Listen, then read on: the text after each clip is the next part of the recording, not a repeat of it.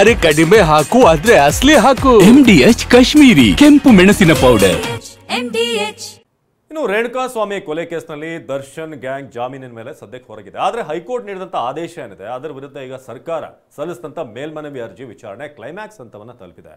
High court ಜಾಮೀನು ಆದೇಶದ ಬಗ್ಗೆ ಅಚ್ಚರಿ ವ್ಯಕ್ತಪಡಿಸಿದಂತ ಸುಪ್ರೀಂ ಕೋರ್ಟ್ ಆದೇಶವನ್ನ ಕಾಯ್ದಿರಿಸಿದೆ.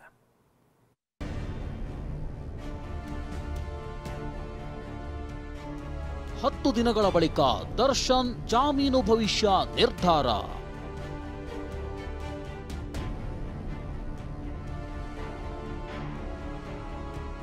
ಸುಪ್ರೀಂ ಕೋರ್ಟ್ನಲ್ಲಿ ಸುದೀರ್ಘ ವಿಚಾರಣೆ, ಸಾಲು ಸಾಲು ಪ್ರಶ್ನೆ.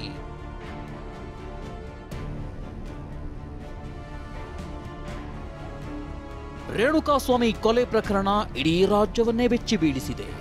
ಕೊಲೆ ಆರೋಪಿ ದರ್ಶನ್ ಸೇರಿ 7 ಆರೋಪಿಗಳು ಜಾಮೀನಿನ ಮೇಲೆ ಹೊರಗಿದ್ದಾರೆ.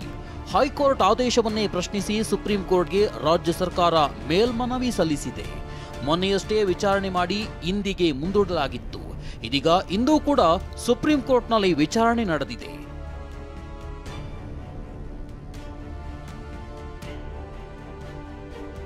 ಸುಪ್ರೀಂ ಕೋರ್ಟ್ ನ್ಯಾಯಮೂರ್ತಿಗಳಾದ ಪರ್ದಿವಾಲಾ, ಮಹದೇವನ್ ನೇತೃತ್ವದ ದ್ವಿಸದಸ್ಯ ಪೀಠದಲ್ಲಿ ಅರ್ಜಿ ವಿಚಾರಣೆ ನಡೆಯಿತು. ಈ ಹಿಂದೆ ಹೈಕೋರ್ಟ್ನಲ್ಲಿ ನಡೆದ ವಾದ ಪ್ರತಿವಾದ ಅಂಶಗಳೇ ಇಲ್ಲೂ ಕೂಡ ಉಲ್ಲೇಖವಾಗಿತ್ತು. ಏನೇನು ವಿಚಾರಣೆ ಆಯಿತು ಅನ್ನೋ ಕಂಪ್ಲೀಟ್ ಡೀಟೇಲ್ಸ್ ಹೇಳ್ತೀವಿ ನೋಡಿ. ಮೊದಲಿಗೆ ಸರ್ಕಾರದ ಪರ ವಕೀಲ ಸಿದ್ಧಾರ್ಥ್ ಲೂಥ್ರಾ ವಾದ ಮಂಡಿಸಿದ್ರು. ಈ ವೇಳೆ 17 ಜನರಲ್ಲಿ 7 ಜನರ ಜಾಮೀನು ರದ್ದಾಗಬೇಕೆಂದು ಬಯಸಿದ್ದೀರಾ ಅಂತ ನ್ಯಾಯಮೂರ್ತಿಗಳು ಪ್ರಶ್ನಿಸಿದ್ರು. ಈಗ ದೋಷಾರೋಪ ಪಟ್ಟಿ ದಾಖಲಾಗಿದೆಯೇ? 17 ಜನರಲ್ಲಿ 7 ಜನರ ಜಾಮೀನು ರದ್ದಾಗಬೇಕೆಂದು ಬಯಸಿದ್ದೀರಾ? ಕೇವಲ ಸಾಂದರ್ಭಿಕ ಸಾಕ್ಷಿಯ ಆಧಾರದ ಮೇಲೆ ಕೇಸ್ ದಾಖಲಾಗಿದೆಯೇ? 7 ಜನರ ಜಾಮೀನು ಆದೇಶವಾದ ಬಳಿಕ ಇನ್ನಷ್ಟು ಜನರ ಜಾಮೀನಾಗಿದೆ. ಸದ್ಯಕ್ಕೆ ಈ 7 ಜನರ ಜಾಮೀನು ರದ್ದಿಗೆ ಅರ್ಜಿ ಸಲ್ಲಿಸಿದ್ದೇವೆ. ಸಾಂದರ್ಭಿಕ ಸಾಕ್ಷಿ ಆಧಾರದ ಮೇಲೆ ಕೇಸ್ ದಾಖಲಾಗಿದೆಯಾ ಅಂತ ಕೋರ್ಟ್ ಪ್ರಶ್ನಿಸಿದ್ರು. ಇದಕ್ಕೆ ಸಿದ್ಧಾರ್ಥ್ ಲೂಥ್ರಾ ಉತ್ತರ ಕೊಟ್ರು. ಇಲ್ಲ, ಪ್ರತ್ಯಕ್ಷದರ್ಶಿ ಇದ್ದಾರೆ, ಫೋಟೋಗಳು ಇವೆ. ಈ ಕೇಸ್ನ ಹಿನ್ನೆಲೆ ಹೇಳುತ್ತೇನೆ. ಏಟು Darshan Pavithra Gowda live in relation ನಲ್ಲಿದ್ರು. ರೇಣುಕಾಸ್ವಾಮಿ ದರ್ಶನ್ನ ಫ್ಯಾನ್ ಆಗಿದ್ದ. ಈತ ಪವಿತ್ರ ಗೌಡಗೆ ಅಶ್ಲೀಲ ಸಂದೇಶ ಕಳುಹಿಸುತ್ತಿದ್ದ.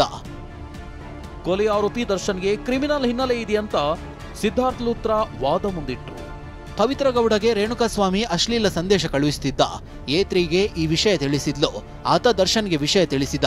ಚಿತ್ರದುರ್ಗದಿಂದ ಕಿಡ್ನಾಪ್ ಮಾಡಿ ದಾರಿಯಲ್ಲಿ ಡ್ರಿಂಕ್ಸ್ ಮಾಡಿದ್ರು. ನಂತರ ಶೆಡ್ಗೆ ಕರೆತಂದು ಹಲ್ಲೆ ಮಾಡಿದ್ರು. ದರ್ಶನ್ಗೆ ಕ್ರಿಮಿನಲ್ ಹಿನ್ನೆಲೆ ಇದೆ.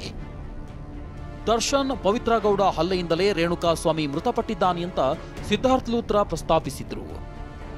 ಪವನ್ ಸೂಚನೆ ಮೇರೆಗೆ ರೇಣುಕಾಸ್ವಾಮಿ ಕಿಡ್ನಾಪ್ ಮಾಡಲಾಯಿತು. ದರ್ಶನ್, ಪವಿತ್ರ ಗೌಡ ಮತ್ತಿತರರು ಶೆಡ್ಗೆ ಬಂದು ಹಲ್ಲೆ ಮಾಡಿದ್ರು. ಹಲ್ಲೆಯಿಂದಾಗಿ ರೇಣುಕಾಸ್ವಾಮಿ ಮೃತಪಟ್ಟಿದ್ದಾನೆ. ಇದಿಷ್ಟೇ ಅಲ್ಲ, ಆರೋಪಿಗಳ ಬಟ್ಟೆಗಳ ಮೇಲೆ ರೇಣುಕಾಸ್ವಾಮಿ ರಕ್ತದ ಕಲೆ ಪತ್ತೆಯಾಗಿದೆಯಂತ ಸರ್ಕಾರದ ಪರ ವಕೀಲ ಸಿದ್ಧಾರ್ಥ್ ಲೂಥ್ರಾ ಹೇಳಿದ್ರು. ಜೂನ್ 11ರಂದೇ ಪೊಲೀಸರು ಈ ಶೆಡ್ನ ಜಾಗವನ್ನ ವಶಕ್ಕೆ ಪಡೆದಿದ್ರು. ಆದರೆ ಸಾಕ್ಷಿಗಳ ಹೇಳಿಕೆ ದಾಖಲು ವಿಳಂಬದ ಬಗ್ಗೆ ಉಲ್ಲೇಖಿಸಲಾಗಿದೆ. ಆರೋಪಿಗಳ ದೇಹದ ಬಟ್ಟೆಗಳ ಮೇಲೆ ರೇಣುಕಾಸ್ವಾಮಿ ರಕ್ತದ ಕಲೆ ಪತ್ತೆಯಾಗಿದೆ. ಲಾಠಿ, ಮರದ ಕೊಂಬೆ, ಹಗ್ಗ ಇತ್ಯಾದಿಗಳ ಮೇಲೆ ರಕ್ತದ ಕಲೆ ಸಿಕ್ಕಿದೆ. ಹೈಕೋರ್ಟ್ ಆದೇಶದ ಬಗ್ಗೆ ಸುಪ್ರೀಂ ಕಳವಳ. ಜಾಮೀನು ಆದೇಶ ನೀಡಿರೋ ರೀತಿ ನೋವುಂಟು ಮಾಡಿದೆಯೆಂದ ಕೋರ್ಟ್. ಇನ್ನು ರೇಣುಕಾಸ್ವಾಮಿ ಕೇಸ್ನಲ್ಲಿ ಕರ್ನಾಟಕ ಹೈಕೋರ್ಟ್ ನೀಡಿರೋ ಜಾಮೀನು ಆದೇಶದ ಬಗ್ಗೆ ಸುಪ್ರೀಂ ಕೋರ್ಟ್ ಕಳವಳ ವ್ಯಕ್ತಪಡಿಸಿದೆ. ಹೈಕೋರ್ಟ್ ಆರೋಪಿಗಳನ್ನ ದೋಷಮುಕ್ತಗೊಳಿಸುವಂತೆ ಆದೇಶ ನೀಡಿದೆ ಅಲ್ವೇ? ಎಲ್ಲಾ ಕೇಸುಗಳಲ್ಲೂ ಇದೇ ರೀತಿಯ ಆದೇಶವನ್ನ ಹೈಕೋರ್ಟ್ ನೀಡುತ್ತದೆಯೇ? ಆದೇಶ ನೀಡಿರುವ ರೀತಿ ನಮಗೆ ನೋವುಂಟು ಮಾಡಿದೆ. ಟ್ರಯಲ್ ಕೋರ್ಟ್ ಜಡ್ಜ್ ತಪ್ಪು ಮಾಡಿದ್ದಾರೆ ಅಂದರೆ ನಂಬಬಹುದು, ಆದರೆ ಹೈಕೋರ್ಟ್ ಜಡ್ಜ್ ನೀಡಿರುವ ಕಾರಣಗಳನ್ನು ಒಪ್ಪೋದು ಹೇಗೆ? ಹೈಕೋರ್ಟ್ ಜಾಮೀನು ತೀರ್ಪಿನ ಬಗ್ಗೆ ಸುಪ್ರೀಂ ಕೋರ್ಟ್ ಅಸಮಾಧಾನ. ನ್ಯಾಯಬದ್ಧವಾಗಿ ವಿವೇಚನೆ ಬಳಸಿಲ್ಲವೆಂಬುದು ನಮ್ಮ ಕಳವಳವಾಗಿದೆ. ಇನ್ನು ಕೊಲೆ ಆರೋಪಿ ದರ್ಶನ್ ಪರ ವಕೀಲ ಸಿದ್ಧಾರ್ಥ್ ದವೆ ವಾದ ಮಂಡಿಸಿದ್ರು. ಬಟ್ಟೆಗಳನ್ನು 3 ದಿನಗಳ ಬಳಿಕ ವಶಕ್ಕೆ ಪಡೆದಿದ್ದಾರೆ. ಮಹಜರ್ ವೇಳೆ ರಕ್ತದ ಕಲೆ ಕಂಡು ಬಂದಿಲ್ಲ. ಫೊರೆನ್ಸಿಕ್ನಲ್ಲಿ ರಕ್ತದ ಕಲೆ ಕಂಡು ಬಂದಿದೆ ಎಂದು ಹೇಳ್ತಿದ್ದಾರೆ. ಆದರೆ ಇದ್ಯಾವುದನ್ನು ನಂಬಲು ಸಾಧ್ಯವಿಲ್ಲವೆಂದು ಸಿದ್ಧಾರ್ಥ್ ದವೆ ವಾದ ಮಂಡಿಸಿದ್ರು. ಬಟ್ಟೆಗಳನ್ನ 3 ದಿನಗಳ ಬಳಿಕ ವಶಕ್ಕೆ ಪಡೆದಿದ್ದಾರೆ.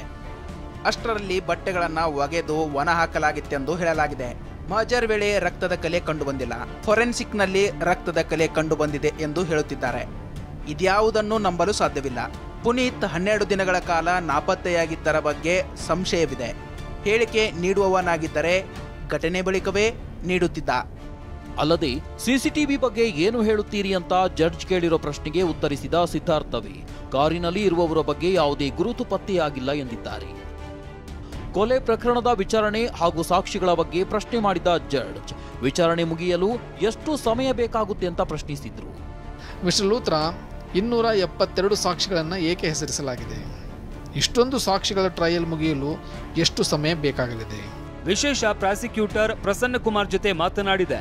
ದಿನನಿತ್ಯವೂ ಕೇಸ್ನ ಟ್ರಯಲ್ ನಡೆಸಬಹುದು. 65 ಸಾಕ್ಷಿಗಳ ವಿಚಾರಣೆ ಮಾತ್ರ ಮಾಡುತ್ತಾರೆ. 6 ತಿಂಗಳಲ್ಲಿ ಕೇಸ್ ವಿಚಾರಣೆ ಮುಗಿಸಬಹುದು ಅಂತ ಕೋರ್ಟ್ಗೆ ಉತ್ತರ ನೀಡಿದ್ರು. ಎಲ್ಲ ಆರೋಪಿಗಳು ಲಿಖಿತ ವಾದಾಂಶವಿದ್ದರೆ 3 ಪುಟ ಮೀರದಂತೆ 1 ವಾರದೊಳಗೆ ಸಲ್ಲಿಸಿ. ಹೈಕೋರ್ಟ್ ಮಾಡಿದ ತಪ್ಪನ್ನು ನಾವು ಮಾಡೋದಿಲ್ಲ. ನಾವು ಆರೋಪಿಗೆ ಶಿಕ್ಷೆನೂ ನೀಡೋದಿಲ್ಲ, ನಿರ್ದೋಷಿ ಅಂತ ಆದೇಶನೂ ಹೇಳೋದಿಲ್ಲ. ಜಾಮೀನು ರದ್ದು ಮಾಡಬೇಕೇ ಬೇಡವೇ ಎಂಬುದಷ್ಟೇ ತೀರ್ಮಾನಿಸ್ತೇವೆ. 2 ಎಂದು ಅಭಿಪ್ರಾಯಪಟ್ಟ ಸುಪ್ರೀಂ ಕೋರ್ಟ್ ಆದೇಶವನ್ನ ಕಾಯ್ದಿರಿಸಿ ಇನ್ನು ಕನಿಷ್ಠ 10 ದಿನಗಳ ಬಳಿಕವಷ್ಟೇ ಸುಪ್ರೀಂ ಕೋರ್ಟ್ ಆದೇಶವನ್ನ ನಿರೀಕ್ಷಿಸಬಹುದಾಗಿದೆ. ಸುಪ್ರೀಂ ಕೋರ್ಟ್ ದರ್ಶನ್ ಜಾಮೀನು ರದ್ದುಪಡಿಸುತ್ತೋ ಅಥವಾ ಜಾಮೀನು ಮುಂದುವರಿಸುತ್ತೋ ಅನ್ನೋದು 10 ದಿನಗಳ ಬಳಿಕ ತಿಳಿಯಲಿದೆ. ರಮೇಶ್, TV9 ಬೆಂಗಳೂರು.